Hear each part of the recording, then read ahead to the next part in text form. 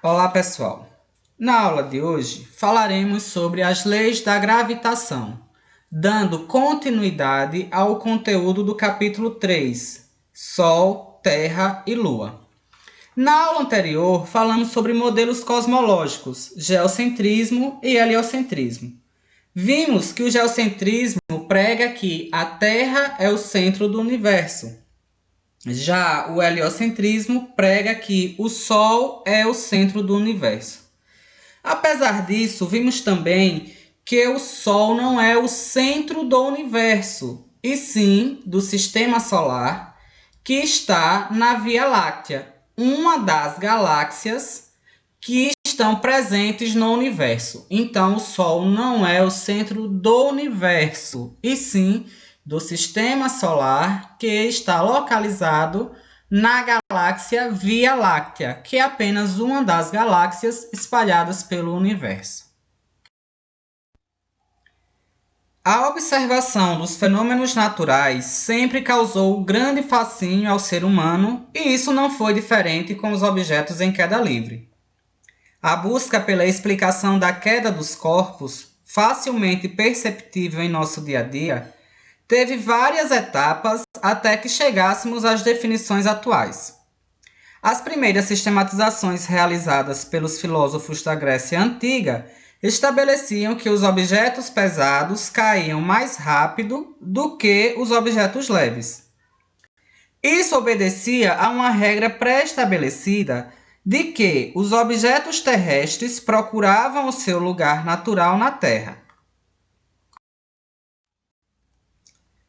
No século XV, elaborou-se o conceito de gravidade, concluindo que os corpos caem devido à ação de uma força atrativa exercida pela Terra, e não apenas porque buscam seu lugar natural. Com isso, percebeu-se que o tempo de queda independe da massa dos corpos dos objetos. Segundo a lenda, Isaac Newton estava descansando debaixo de uma macieira quando observou a queda de uma maçã. Ao olhar para o céu, ele se questionou se o motivo de os objetos caírem na Terra teriam relação com o fato de a Lua orbitar a Terra. A partir das suas observações, ele começa a registrar tudo e analisar esses fenômenos naturais. A partir daí, são elaboradas algumas teorias que levaram às leis da gravitação. Para explicar a gravidade, foram necessários os esforços de vários cientistas em diferentes épocas. Isso foi possível graças ao desenvolvimento de equipamentos mais precisos, telescópios e astrolábios, tecnologias que até então não existiam, e o desenvolvimento da metodologia científica, na qual era possível reproduzir um fenômeno físico em uma escala menor dentro de um laboratório. A compreensão de que a gravidade atua na Terra e nos corpos celestes auxiliou na elaboração das leis que consolidaram o modelo heliocêntrico e o conceito de gravidade que conhecemos atualmente. O modelo heliocêntrico do século XVI resultou em uma simplificação da descrição das órbitas dos planetas do Sistema Solar, mas ainda assim apresentava alguns problemas para descrever essas órbitas. Nesse período, os cientistas começaram a se preocupar com a qualidade de suas observações, refinando suas coletas de dados. Tycho Brahe, astrônomo dinamarquês, realizou medições astronômicas precisas com base em um vasto acervo de dados sobre a posição das estrelas, dos planetas e da Lua. O matemático alemão e defensor do heliocentrismo, Johannes Kepler, foi contratado como assistente de Tycho Brahe.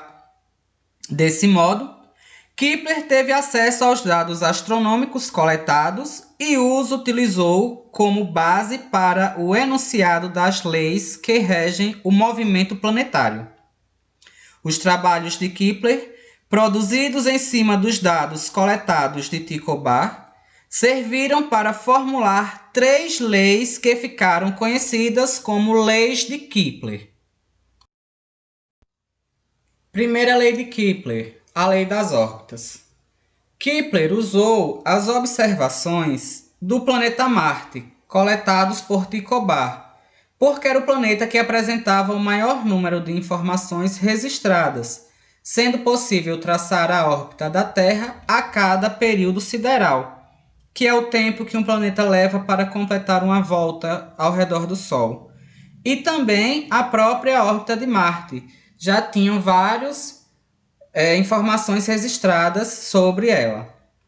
No caso da órbita do planeta Terra, ela se ajustava perfeitamente ao formato de uma circunferência com certa excentricidade em relação ao Sol, isto é, revelava que o Sol estava deslocando do centro da circunferência.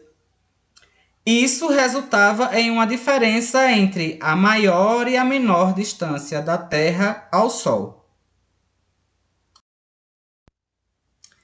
No caso da órbita de Marte, a forma de circunferência não correspondia aos dados coletados.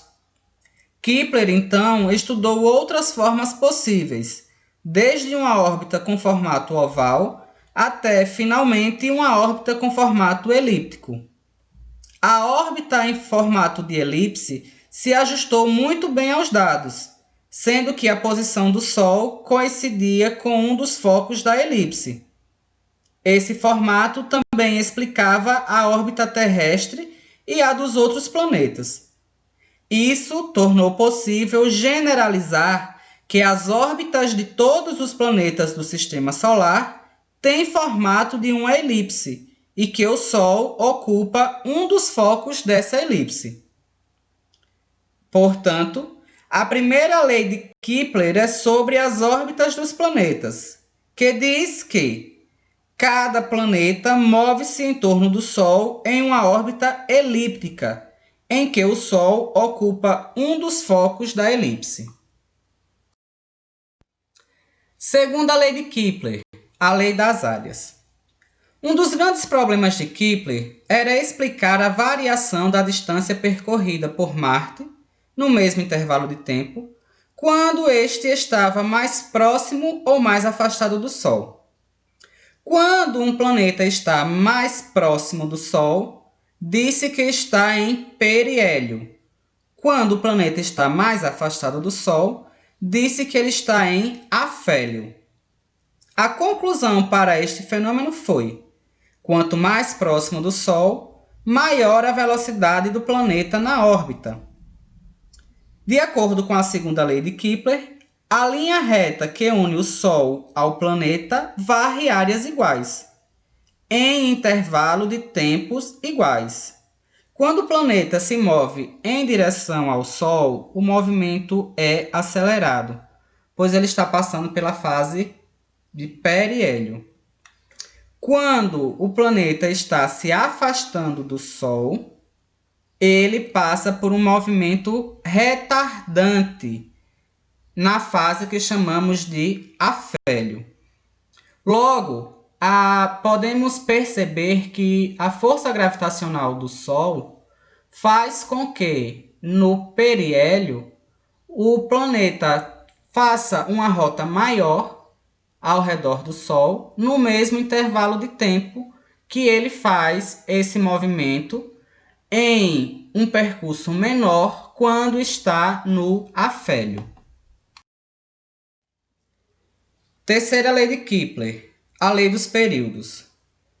Kepler encontrou uma relação entre o tempo que o planeta leva para completar sua órbita e a distância média do planeta em relação ao Sol.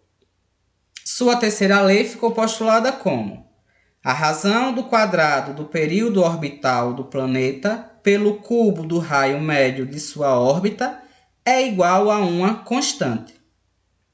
A fórmula fica T ao quadrado, já que é o quadrado do período orbital, sobre R ao cubo, pelo cubo do raio médio da sua órbita, que dará igual a uma constante. O período orbital é o tempo que o planeta leva para completar uma volta em torno do Sol. O raio médio é dado pela metade do comprimento da reta que liga o ponto do afélio e o periélio da órbita do planeta. Nossa aula fica por aqui. Hoje vimos sobre as leis da gravitação, que, com o passar do tempo, percebeu-se que a queda dos corpos independe da sua massa. E vimos também como Newton começa a observar a queda dos objetos, descansando debaixo de uma macieira em um dia qualquer. E de que forma Tycho Brahe e Johann Kepler fizeram suas observações e Kepler, sendo assistente de Tycho Brahe, usa os seus dados e as suas observações para formular as 3 leis de Kepler. A primeira lei, que é a lei das órbitas, a segunda lei, que é a lei das áreas, e a terceira lei, que é a lei dos períodos.